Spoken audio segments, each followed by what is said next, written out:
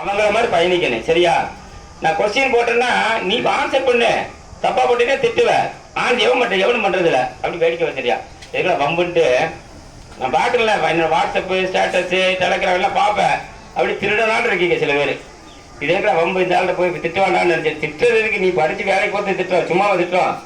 ஒழுங்கா வா, ஒழுங்கா படி, ஒழுங்கா வேலை. நான் சொல்லிட்டே இருக்கேன், தயவுசெய்து கேளுங்க, புரிஞ்சுக்க. லட்ச வேலை இருந்தாலும் நாங்கள் கரெக்டாக பாடம் நடத்துகிறோம் இல்லையா?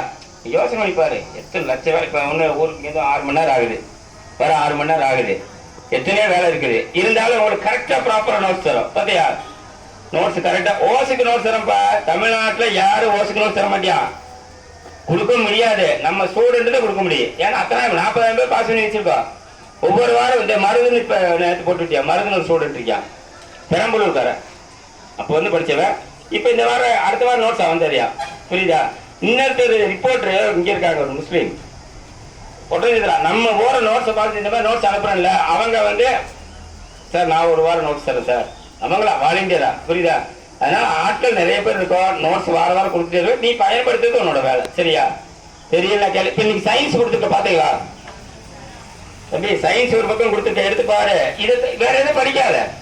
சயின்ஸில் நம்ம கொடுத்தது மட்டும் படி. இல்லை சார், அதில் நம்ம கொடுத்த முக்கியமானதாக கொடுப்போம். சயின்ஸ் எடுத்து பாரு. ஒரு பேர் 10 கேள்வி கொடுத்துருக்கானா? எத்தனை? 17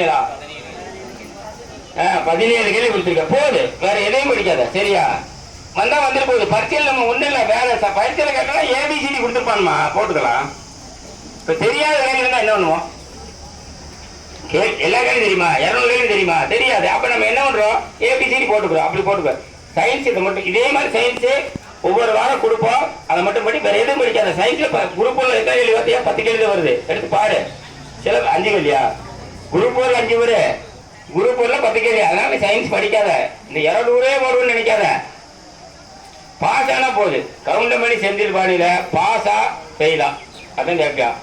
பாஸ் தான் படிச்சே தவிர நான் அதை படிச்சிருங்க, சயின்ஸில் தான் படிச்சிருங்க, இல்லை கணக்கு தான் படிச்சிருங்க, பாலிட்டி அப்படின்னு சொல்லாத. சரியா? அதனால் கரெக்டாக ஃபாலோ பண்ணு. முதல் நாள் கவுன்சிலிங் போட்டு மனசில் வச்சுக்க. அப்படி வச்சிங்கன்னா தான் எல்லாரும் வெற்றியை நம்பி. சரியா? இப்போ தம்பி கிளாஸ் தொடருவார், கவனி.